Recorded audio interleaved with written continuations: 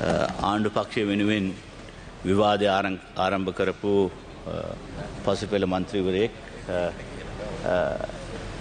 ඉතාම හොඳට මේ රෙගුලාසි පිළිබඳව විග්‍රහයක් කළා. එතුමාට ප්‍රශංසා කරන අතර ගරු නියෝජ්‍ය කතානායකතුමනි ඔබතුමාගේ අවධානය යොමු කරන්නට කාරණාවක් තියෙනවා. විශේෂයෙන්ම මේ සභාව තුළ තියෙන සම්ප්‍රදායන් අපි රැකිය යුතුයි. මේ වගේ වැදගත් රෙගුලාසි කීපයක් ඉදිරිපත් කරනකොට ඒ අදාළ අමාත්‍යතුමා නැත්නම් නියෝජ්‍ය අමාත්‍යතුමා ඒක ඉදිරිපත් කරන්න ඕනේ. එහෙම නැත්නම් සභානායකතුමා මෙතන ඉන්නවා අපේ ජ්‍යෙෂ්ඨ මන්ත්‍රීවරයෙක් සුනිල් හඳුනති මන්ත්‍රීතුමා. ඒක නොකිරීම තුල මොකද විධායකයේ නියෝජනය කරමින් කවුරු හරි මේ වැඩේ කරන්න ඕනේ. අද පසුපෙළ මන්ත්‍රීවරයෙකුට මේ කාර්යභාරය දීලා එතුමා ඒක හොඳට කරා. ඒක වෙන කාරණාවක්. නමුත් අපිට විපක්ෂයට යම් ප්‍රශ්නයක් අහගන්න වගකීම් සහිතව ඒ ප්‍රශ්නවලට උත්තර ලබා ගන්න දැන් මේ මෙහෙම කරාම බැරි වෙනවා. ඉතින් කරුණා කරලා අපි බලාපොරොත්තු වෙනවා සුනිල් හඳුනති මැතිතුමා ඇතුළු ජ්‍යෙෂ්ඨයෝ මේ පිළිබඳව රජය දැනුවත් කරයි කියලා. හර්ෂණ අමාත්‍යතුමා මෙතන ඉන්නවා මේ මුදල් අමාත්‍යාංශය නියෝජනය කරමින්. එතුමා කරන්න තිබුණ කතාවක් තමයි දැන් පසුපෙළ මන්ත්‍රීවරයෙකුට දුන්නේ.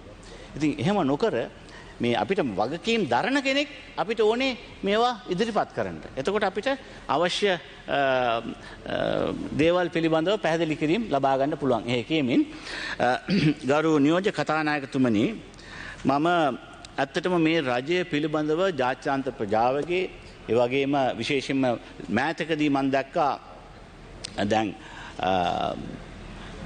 ජාත්‍යන්තර මූල්‍ය අරමුදල කවුරුත් දන්නවා කරප්ෂන් වල්නරබිලිටීස් පිළිබඳව කරප්ෂන් වල්නරබිලිටීස් කිව්වහම දූෂණ වංචා පිළිබඳව විගණනය කිරීම පිළිබඳව ඒගොල්ලන්ගේ නියාමයන් කීපයක් පිළිබඳව කියා තිබෙනවා. මේ රජයට ඒ පිළිබඳව තියෙන බලාපොරොත්තුව ජනතාව දුන්නු වරම අපි ආරක්ෂා කර යුතුයි. මෑතකදී ලෝක බැංකුවෙන් බිලියනයක ඩොලර් බිලියනයක ණය ආධාරයක් ලබා දීලා තියෙනවා. දීර්ඝ කාලයකට පස්සේ නැත්තම් ප්‍රථම වතාවට මෙවැනි විශාල මුදලක් රජයට ලබා දීලා තියෙන්නේ දූෂණයෙන් තොරව මේ මුදල් පරිහරණය කරන්න මේ රජය කටයුතු කරන කියන විශ්වාසය. ඒක අපි අගය කරනවා. නමුත් අද අපි මම මේ කාරණාව පිළිබඳව මොකද අද අපනයන ආනයන පිළිබඳව රෙගුලාසි පළ කරලා තියෙන බැවින් මම අද The Daily Morning පත්තරේ පළවල තියෙන ප්‍රවෘත්තියක් පිළිබඳව ඔබතුමාගේ අවධානයට යොමු කරනවා. Indian salt shipment arrives. A shipment of salt imported from India was set to arrive in Sri Lanka yesterday, 21st night, as part of efforts to address the current salt shortage in the country. The Minister of Trade and Commerce and Food Security, Vasantha Samarasinghe, said. Samarasinghe confirmed that the consignment includes a total of 3,050 metric tons of salt. Of this, 250 metric tons have been imported by the private sector, while the remaining 2,800 metric tons were brought in by the state-run National Salt Company. මෙතනින් තමයි පූසා මල්ලෙන් එළියට පනින්නේ.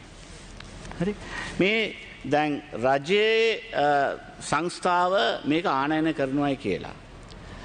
ඒ වගේම ඉන්දියාවෙන් ආනයන කිරීමට මුලින්ම සංස්ථාවේ ආනයන ඒ පිළිබඳව import bill එක සකස් කරලා ඉවරයි. නමුත් ඊට පස්සේ තමයි අපේ පුද්ගලික ශේෂ්ත්‍රයට ආනයන කරන්නට ලැබෙන්නේ. ඉතින් මේකේ දැන් දිගටම අපි දැක්කම මේ රටේ දැන් ලුණු මාෆියාවක් හැදිලා තියෙනවා. මේ ලුණු මාෆියාව හැදෙන්න යම්කිසි උත්තේජනයක් කවුරුහරි ලබා දෙනවද? ලබා දීලා තියනවද? ඒක ගැන හොයලා බලන්න ඕනේ. දැන් වෙලා යන මේ ක්‍රමවේදය දැක්කම මේවට විරුද්ධව තමයි මේ රජයට ජනතාව විශාල ජනවරමක් ලබා දුන්නේ.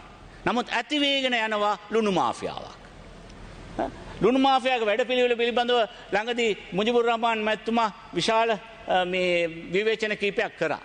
හරි සමහර පුද්ගලික කම්පනි වල ඉන්න ඒකේ හාම්පුතුන් ඇවිල්ලා පුත්තලමේ ඒක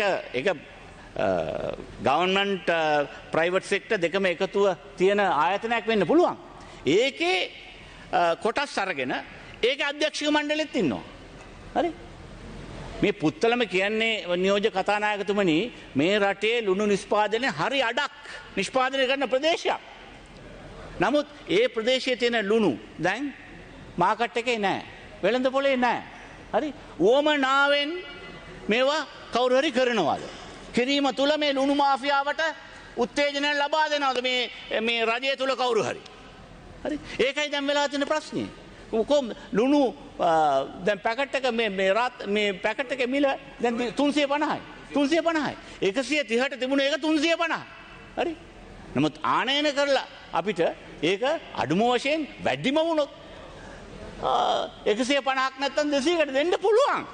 නමුත් එහෙම නොදී ජනතාව උඩ මෙවැනි විශාල බරක් පැටවීම පිටුපස්සේ විශාල ලුණු මාෆියාවක් හැදලා තියෙනවා. ලුණු මාෆියාව මෙහෙම ඇතිවීමට මේ රජයත් වග කිය යුතුයි.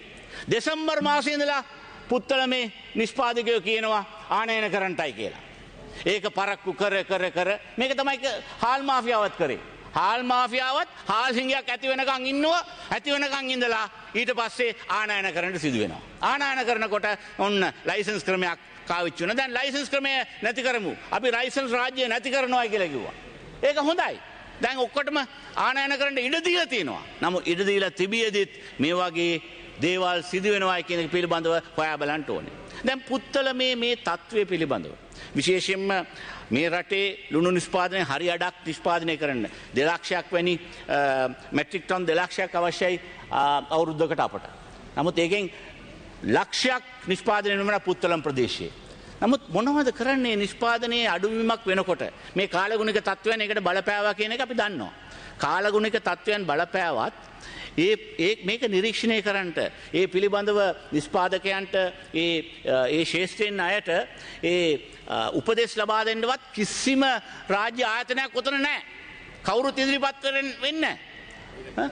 අපි ජ්‍යෙෂ්ඨ අමාත්‍යවරු ඒ පිළිබඳව අවධානය යොමු කරන්න ඕනේ. එතන ඒ පිළිබඳව තියෙන දත්ත හොයලා කල් සිටම මේවන දැනගෙන මේවට පිළියම් යෙදෙන්න ඕනේ. එහෙම නොකරන තත්ත්වයක් උඩ තමයි මේ වගේ විශාල හිඟයක් රට තුළ ඇති වෙලා තියෙන්නේ. අභාග්‍ය සම්පන්න මේ ප්‍රශ්නයක් මේක. මොකද මේ රටේ රට වටා මුහුද තියෙනවා. හරි? අපිට ලුණු නිෂ්පාදනයේ මෙවැනි පහත වැටීමක් සිදු වෙලා තියෙනවා නම් විශාල ඛේදවාචකයක්. ඒ සිදුවීමට හේතුව මේ මාෆියා හැදෙන ප්‍රශ්නේ. මාෆියා කල් සිටම දකිනවා මේ ප්‍රශ්නේ. දැකලා බලවතු පස්සේ ගිහිල්ලා යම් දේවල් කරගන්නවා. දන්නවා සමහරු ඉන්නවා හම්බන්තොටත් තියෙනවා. දැන් නැගෙනහිරත් ඉඩම් අල්ලගෙන ඉන්නවා. පුත්තලම පැත්තේ දැන් කෝපරේෂන් එකට ඇතුල් වෙලා කොටස් අරන් තියෙනවා. අරගෙන සම්පූර්ණයෙන් මේව පාලනය කරනවා. හරි? කලින් මේවට මේ කෝට ලබා දෙද්දිත් විවිධ කොම්පනි ඊස්ට් වෙස්ට් සවුත් කියලා නම් දාගෙන ඔක්කොටම ගන්නවා. හරි? එක පුද්ගලයෙක්.